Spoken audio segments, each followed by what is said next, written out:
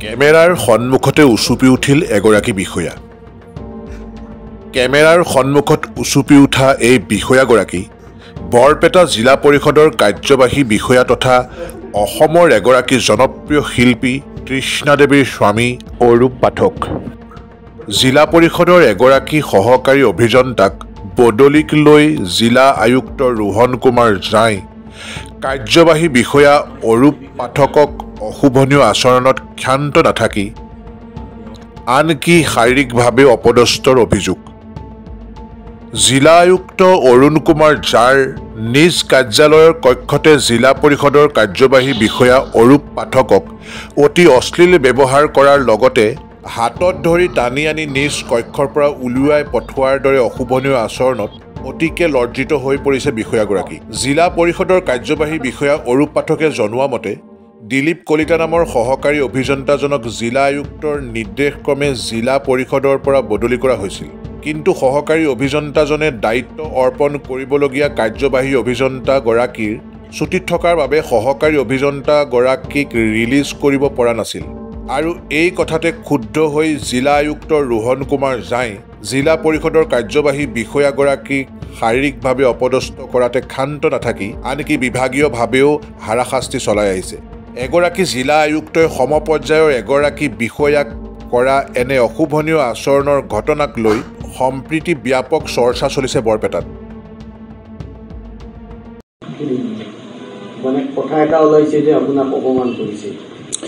প্ৰথমটো মই কৈছোঁ, এইটো মই মানে ক্লাৰিফাই কৰিছোঁ, মই সংবাদ মেলৰ আয়োজন কৰা নাই। এতিয়া আপোনালোকৰ কিবা জানিব লগা আছে? আমি এটা কথা শুনিছোঁ যে দুদিন পূৰ্বে বৰপেটা জিলা আয়ুক্তৰ সৈতে আপোনাৰ এটা সংখ্যা দেখা হৈছে, শাৰীৰিকভাৱেও কিবা অপদস্থ কৰাৰ কথা এটা শুনিছোঁ। গোটেই কথাটো কি আছে? আচলতে মোৰ ফালৰ পৰা মইতো সংঘাত বুলি নক'ম আৰু কথাটো হ'ল আমাৰ দিলীপ কলিতা নামৰ এজন এছিষ্টেণ্ট ইঞ্জিনিয়াৰ আছিলে। দিলীপ কলিতা এছিষ্টেণ্ট ইঞ্জিনিয়াৰজনক ডিচি ছাৰে ক'লে যে আপুনি তেখেতক ৰিলিজ কৰি দিয়ক। তেতিয়া মই ডিচি ছাৰলৈকে ফাইল দিলোঁ তেখেতক ৰিলিজ কৰা।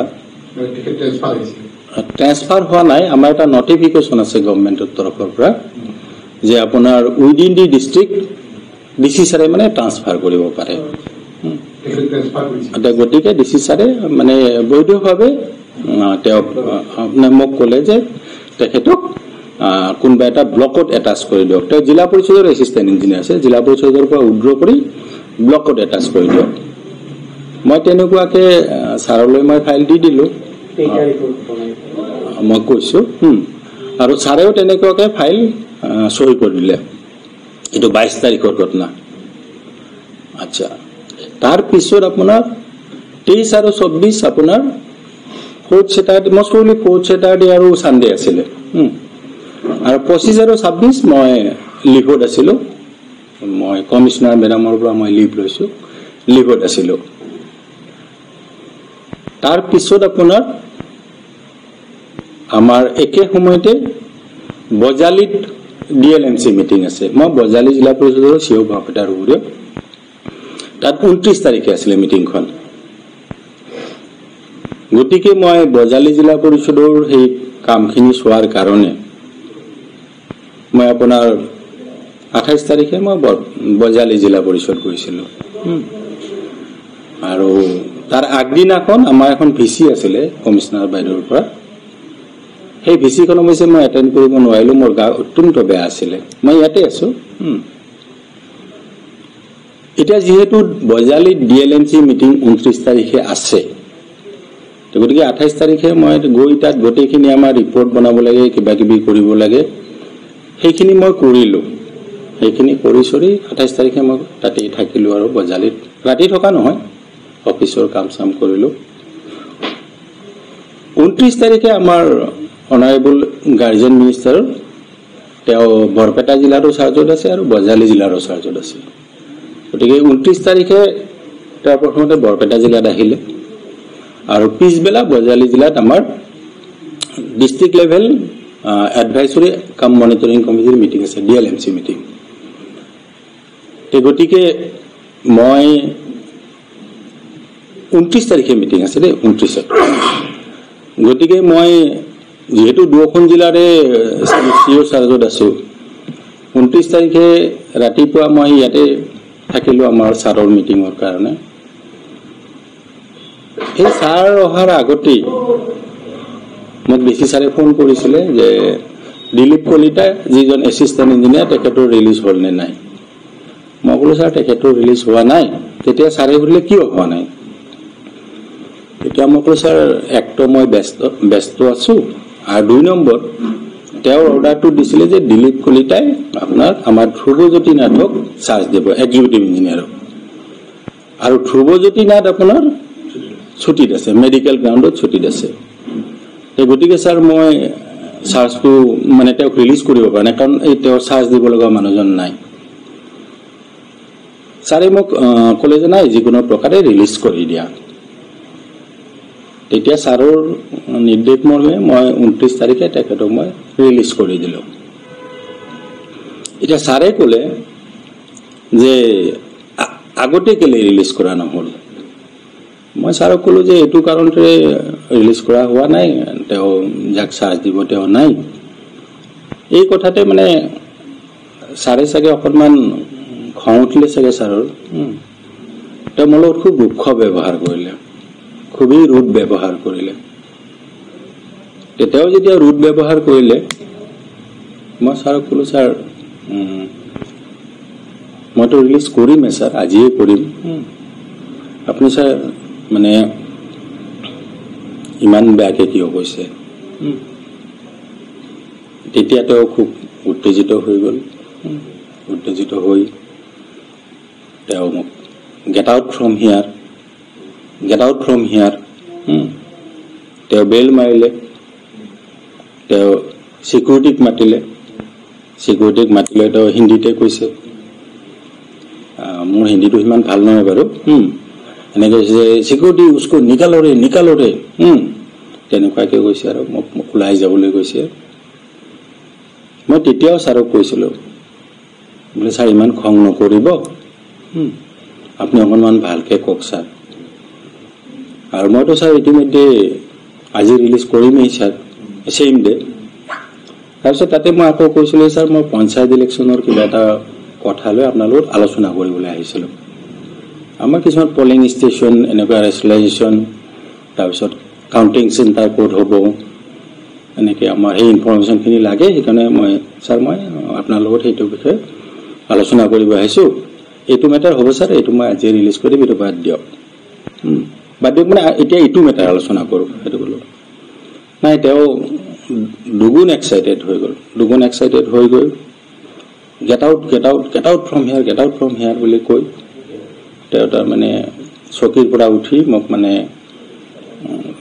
বাৰ বাৰ কৈ আছে যে গেট আউট, গেট আউট।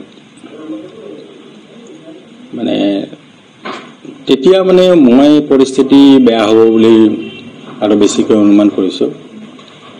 এই অনুমান কৰাৰ কাৰণে মই ৰুমৰ পৰা ওলাই আহিব ধৰিছোঁ। ওলাই আহিব ধৰোঁতে তেওঁ আচলতে পুৰা পিছপিনৰ পৰা খেদি আহিলে। আহি মই দৰ্জাখন জাষ্ট খুলিছোঁ ডিচি ছাৰৰ ৰুমত, তেওঁ পিছপিনৰ পৰা খেদা মাৰি আহি জাষ্ট দৰ্জাখন খোলাৰ লগে লগে মই ওলাই আহিম। তাৰমানে মোৰ আচলতে ৰিয়েলি বহুত ভয় লাগিছিলে তেতিয়া। মই ওলাই আহিম, ঠিক সেই মুহূৰ্ততে তেওঁ মানে এটা কাম কৰিলে, তেওঁ মোৰ হাতত এনেকৈ জোৰে খামোচ মাৰি ধৰিলে। খামোচ মাৰি ধৰি তেওঁ মোক এনেকৈ একদম গতিয়ে কম নে এইটো ঠেলা হেঁচাই কম, নহয় নহয় ছাৰে ছাৰে সেইটোতো প্ৰশ্নই নুঠে। তেওঁ মোক অৱশ্যে ডিঙিত ধৰি গতিয়াই দিয়া নাই, কিন্তু একদম মানে হাতত এনেকে খামোচ মাৰি ধৰি উলিয়াই দি টানি, য়েছ একজেক্টলি একজেক্টলি, টানি উলিয়াই দি চিকিউৰিটিজকো নিকালৰে নিকালৰে নিকালৰে, য়েছ অফিচতে। তেওঁৰ ৰুমৰ মুখত তাৰমানে তেওঁ একদম ঠেলা হেঁচা কৰি একদম তাৰ পৰা একদম টানি উলিয়াই দিছে ফিজিকেলি টানি উলিয়াই দিছে আৰু তেওঁ মোৰ এই হাতখনত ইমান জোৰে হেঁচি ধৰিছে ইমানেই জোৰে হেঁচি ধৰিছে মোৰ আচলতে স্পণ্ডিলাইটিছৰ প্ৰব্লেম আছে মই আপোনাৰ পুৰা এদিন মই হাতখন লৰাব পৰা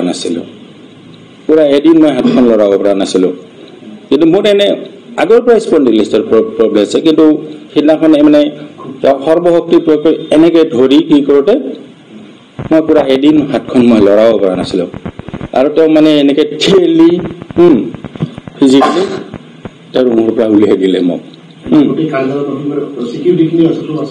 আছে চিকিউৰিটিখিনি আছে বাহিৰা পাব্লিকো আছিলে আৰু তেওঁৰ চিঞৰ বাখৰত তাতে বহুতখিনি মানুহ জমা লাগিছিলে তো মই ভাবিলো চিটুৱেশ্যনটো আৰু অত্যন্ত বেয়া হৈ যাব মই বহুত বেছি ভয় খালো সেইকাৰণে ভয় খাই মই লগে লগে মই তাৰ পৰা ওলাই আহিলো 1 সেকেন্ড মই পানী অলপ খাই লওঁ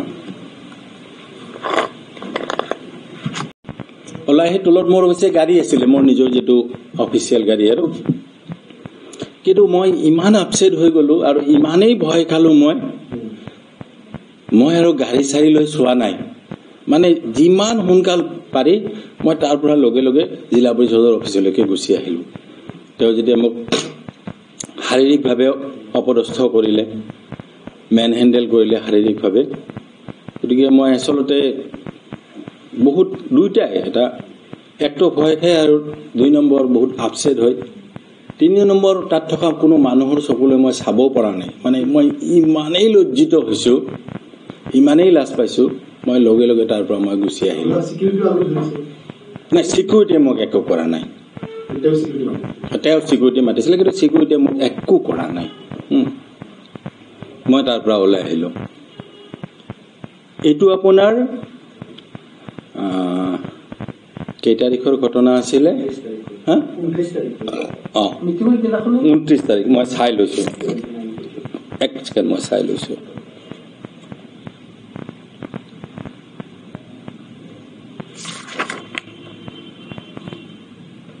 हाँ 29 तारीखर घटना मैं ओলাই আহিলো তে ওলাই অহাৰ পিছত মই অফিসতে আছো তাৰ পিছত মই বজাৰলৈ গলো মোৰ যেহেতু ডিএলএমসি তাত মিটিং আছে মিটিং সেটিং কৰিলো পিছদিনাখন 30 তাৰিখ পিছদিনাখন ৰাতিপুৱা আপোনাৰ 9:15 মানত মোক আপোনাৰ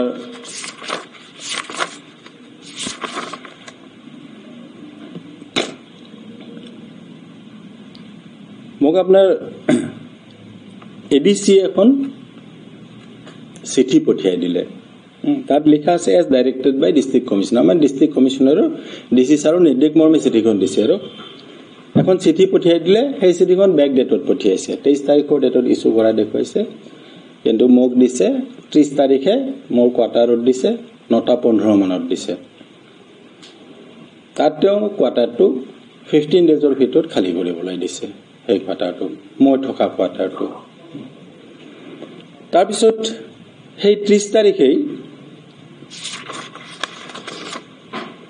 তেওঁ আকৌ এখন অৰ্ডাৰ উলিয়ালে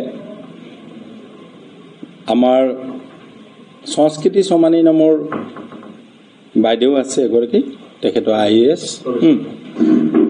আইএএস এসিস্টেন্ট কমিশনাৰ তেওঁক আমাৰ বৰপেটা জিলা পৰিষদত এটাচ কৰিছে to look after all the official works Barpeta জিলা পৰিষদৰ all the official works look after কৰিবৰ কাৰণে তেওঁক ইয়াতে দিয়া এখন অৰ্ডাৰ উলিয়াইছে ছাৰে এসিস্টেন্ট কমিশনাৰ বুলি আমি জানো আৰু বাইদেউৰ নাম সংস্কৃতি সমানী তেখেতক ইয়াতে এটাচ কৰি তেখেতক all the official works look after কৰাৰ কাৰণে অৰ্ডাৰ দিছে সেই 30 তাৰিখে অৰ্থাৎ মোক শাৰীৰিকভাৱে অৱদস্থ কৰাৰ পিছদিনাখনে মোক কোৱাৰ্টাৰ খালী কৰিবলৈ যিখন কি দিছে অৰ্ডাৰ দিছে সেইখনো মোক শাৰীৰিকভাৱে অৱদস্থ কৰাৰ পিছদিনাখনে এইখন অৰ্ডাৰতেও মোক শাৰীৰিকভাৱে অৱদস্থ কৰাৰ পিছদিনাখনেই দিছে তাৰপিছত সেইদিনাখনে তেওঁ আকৌ এটা অৰ্ডাৰ উলিয়ালে যে কোনো অফিচাৰ বা কৰ্মচাৰীয়ে আমাৰ জিলা পৰিষদৰ তেওঁৰ প্ৰায়ৰ পাৰ্মিশ্যন বা এপ্ৰুভেল নোহোৱাকে অফিচ প্ৰিমিচেছ এৰি যাব নোৱাৰিব। অফিচ প্ৰিমিচেছ মানে আমাৰ এই অফিচটো, হেডকোৱাৰ্টাৰ নহয়, অফিচ প্ৰিমিচেছ। কি ক'লে এইটো no one shall leave the office premises during the working hours without prior permission or approval from the undersigned.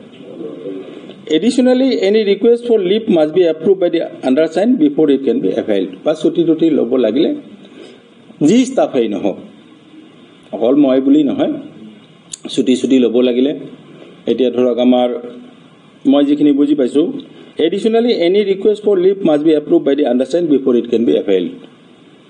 মানে আমাৰ জিলা পৰিষদৰ ধৰক গ্ৰেড 3 বা গ্ৰেড 4 যদি আপোনাৰ কিবা ছুটি ল'ব লাগে সেইটো ছাৰৰ পৰা ল'ব লাগিব, ডিচি ছাৰৰ পৰা ল'ব লাগিব। সেইখনো 30 তাৰিখে এতিয়াও কি কৰিছে। তাত অকণমান মোৰ অসুবিধা এটা হয়, তাত অকণমান অসুবিধা মানে হয় কি, বিশেষকৈ মই বজালি জিলা পৰিষদৰ চিঅ'ৰ চাৰ্জত আছোঁ। মই যেনেকৈ বৰপেটা জিলা পৰিষদৰ চিঅ', মই তেনেকৈ বজালি জিলা পৰিষদৰ চিঅ'। গতিকে মই তাতো গৈ থাকিব লাগে, গতিকে অকণমান অসুবিধা হয়। তৎসত্বেও বাৰু মই ছাৰৰ পাৰ্মিশ্যন লৈয়ে যাম আৰু সেইখনো 30 তাৰিখে উলিয়াইছে। তাৰপিছত 30 তাৰিখে তেওঁ আকৌ এখন অৰ্ডাৰ উলিয়াইছে। আগতে মই 2জন ড্ৰাইভাৰ ব্যৱহাৰ কৰিছিলোঁ জিলা পৰিষদৰ পৰা, সেই ড্ৰাইভাৰ 2জন তেওঁ লৈ গ'ল, তাৰ ঠাইত মোক এজন ড্ৰাইভাৰ দিলে, অৰ্থাৎ তেওঁ এজন ড্ৰাইভাৰ মোৰ কৰ্তন কৰিলে, সেইটো 30 তাৰিখে। তাৰপিছত আপোনাৰ মই অফিচিয়েল ভেহিকেল আমাৰ ইনোভা আছিলে, সেই ইনোভাখন মই ব্যৱহাৰ কৰিছিলোঁ। ব্যৱহাৰ মানে আমাৰ অফিচিয়েল জিলা পৰিষদৰে ভেহিকেল এখন, সেইখন মই আমাৰ কাম কৰাৰ কাৰণে, কাৰ্যনিৰ্বাহ কৰাৰ কাৰণে সেইখন মই ব্যৱহাৰ কৰিছিলোঁ। সেইখন ডিচি অফিচৰ পৰা মানুহ আহি সেইখন লৈ গ'ল, সেইখন অফিচে অৰ্ডাৰ নিদিয়াকৈ লৈ গৈছে। সেইখন লৈ গ'ল আৰু তাৰ ঠাইত এখন বলেৰো দিছে। মোক ছাৰে ডাইৰেক্ট একো কোৱা নাই, বা ছাৰৰ পৰা মই একো অৰ্ডাৰো পোৱা নাই। জিলা পৰিষদ ডিচি অফিচৰ পৰা মানুহ আহি সেই ভেহিকেলখন লৈ গৈছে। সেইটো লৈ যাওঁতে লগতে এখন বলেৰো দি গৈছে, অৰ্থাৎ আমাৰ যিখন ইনোভা আছিলে সেইখন লৈ গৈছে। এইটো 30 তাৰিখে। 30 তাৰিখে তাৰপিছত আকৌ হ'ল আমাৰ যিমান চিঅ' আহে আপোনাৰ যোৱা 5-6 বছৰ ধৰি, এই চিঅ'ৰ কোৱাৰ্টাৰত আমাৰ এজন মালি আছে, সেইটো জিলা পৰিষদৰ, আমাৰ জিলা পৰিষদৰ মানে কৰ্মচাৰী, কণ্ট্ৰেকচুৱেল কৰ্মচাৰী। তেওঁ তাৰমানে চিঅ'ৰ কোৱাৰ্টাৰত আপোনাৰ সেই মালিৰ কাম চাম চাই, আৰু তাৰোপৰি চিঅ'ক দৈনন্দিন কামত সহায় কৰি দিয়ে আৰু সেইটো যোৱা মই জনাত 5-6 বছৰ ধৰি আছে আৰু আমাৰ মানে আগৰ চিঅ' দিনৰ পৰাই, অকল মোৰ আগৰজন নহয়, তাৰ আগৰ পৰাও বহুত বছৰৰ পৰা তাত আছে। তেওঁ মোৰ দৈনন্দিন কামত সহায় কৰিছিলে, আৰু এই বাগিচাৰ সন্মুখৰ যিখিনি আছিলে সেইখিনি চাৰিটা দিছিলে, চাফা তাফা কৰিছিলে, তাৰমানে মাল্টিপাৰ্পাছ টাইপ আৰু। তেওঁক উইথড্ৰ কৰিলে সেই 30 তাৰিখে। তেওঁক উইথড্ৰ কৰি আপোনাৰ 2 তাৰিখৰ ভিতৰত তেখেতক চাৰ্কিট হাউচত মানে ৰিপৰ্ট কৰিবলৈ দি দিলে। সেই এই আটাইখিনি কামেই তাৰমানে ছাৰে মোক শাৰীৰিকভাৱে অপদস্থ কৰাৰ পিছদিনাখন আৰু। গতিকে মই যথেষ্ট হতাশ হৈছোঁ আৰু বস্তুটোত, বেয়া লাগিছে। কাৰণ তেখেতে ধৰক মোক কোৱাৰ্টাৰৰ পৰা ওলাই যাবলৈ ক'লে, আপোনাৰ তাৰপিছত মোক সহায় কৰাৰ কাৰণে যি মানুহ আছিল তেখেতক মানে তেখেতকো মানে লৈ গ'ল। তাৰপিছত বাকীখিনিতো আপোনালোকক ক'লোৱে মই। গতিকে মই যথেষ্ট মানসিকভাৱে মানে খুব ডিপ্ৰেশ্যনত আছোঁ আৰু মই বহুত ডিপ্ৰেশ্যনত আছোঁ মানসিকভাৱে। বিশেষকৈ শাৰীৰিকভাৱে অপদস্থ কৰাৰ কাৰণে মই যথেষ্ট মোৰ আত্মসন্মানত যথেষ্ট পৰিমাণে মোৰ অন্তৰাত্মাত আঘাত লাগিছে আচলতে শাৰীৰিকভাৱে অপদস্থ কৰাৰ কাৰণে। ছাৰে বিভিন্ন ক্ষেত্ৰত মোক অৰ্ডাৰ দিব পাৰে, ডেফিনেটলি পাৰে। ছাৰে গালিও পাৰিব পাৰে, কিহও কৰিব পাৰে। নাই গালি মানে মই সেইটো মিন কৰা নাই যে তুমি ইটো কিয় কৰা নাই, সেইটো কিয় কৰা নাই, অমুক তমুক। গালি মানে মই আনপাৰ্লিয়ামেণ্টাৰী গালিৰ কথা কোৱা নাই, কিহও কৰিব পাৰে। কিন্তু গাত হাত দিয়াৰ কাৰণে মোৰ বহুত বেছি বেয়া লাগিছে। শাৰীৰিকভাৱে অপদস্থ কৰাৰ কাৰণে মোৰ আচলতে আত্মসন্মানতো বহুত আঘাত লাগিছে।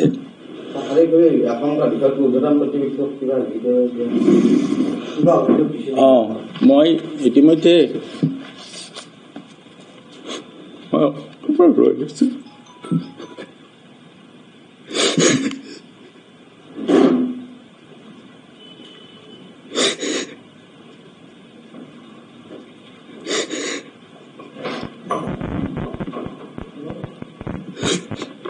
সৰি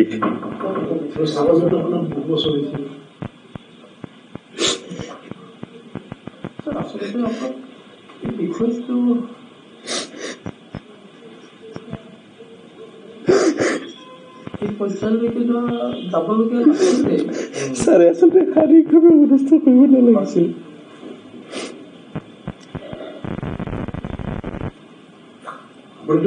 জ্যেষ্ঠ বিষয়া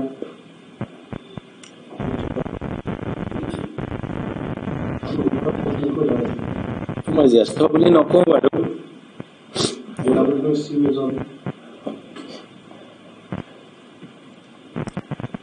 মই এই বিষয়ে আপোনাৰ আমাৰ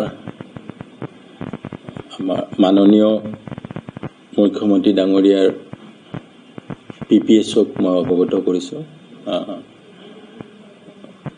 আপোনাৰ আমাৰ যিটো PPSটো CM বুলি কওঁ আমি, মাননীয় মুখ্যমন্ত্ৰী ডাঙৰীয়াৰ PPS ডাঙৰীয়াক মই অৱগত কৰিছোঁ। হয়, তাৰপিছত মই আপোনাৰ আমাৰ মুখ্য সচিব ছাৰ, চিফ ছেক্ৰেটাৰী ছাৰক মই অৱগত কৰিছোঁ। মই আপোনাৰ আমাৰ principal secretary sir to the honourable chief minister, মই principal secretary sir to the CM তেওঁকো মই অৱগত কৰিছোঁ মেইলৰ জৰিয়তে। মই যিটো বিভাগত কাম কৰোঁ, পঞ্চায়ত এণ্ড ৰুৰেল ডেভেলপমেণ্ট, তাৰে মই এডিশ্যনেল চিফ ছেক্ৰেটাৰী ছাৰকো মই অৱগত কৰিছোঁ। মই আমাৰ কমিশ্যনাৰ বাইদেউকো, কমিশ্যনাৰ PNRD সেই বাইদেউকো অৱগত কৰিছোঁ। আৰু মই আমাৰ যিটো পাৰ্চনেল ডিপাৰ্টমেণ্ট আছে তাৰে কমিশ্যনাৰ ছেক্ৰেটাৰী ছাৰ তেখেতকো মই অৱগত কৰিছোঁ। এই আটাইখিনি কথা বৰ্ণনা কৰি তেখেতসকলক মই লিখিতভাৱে অভিযোগ দিছোঁ। অকল অৱগত কৰাই নহয়, লিখিতভাৱে অভিযোগ দিছোঁ যাতে ইয়াৰ এটা সদুত্তৰ বা সুবিবেচনা যাতে কৰে, তাৰ কাৰণে মই বিনম্ৰভাৱে অনুৰোধ জনাইছোঁ। আৰু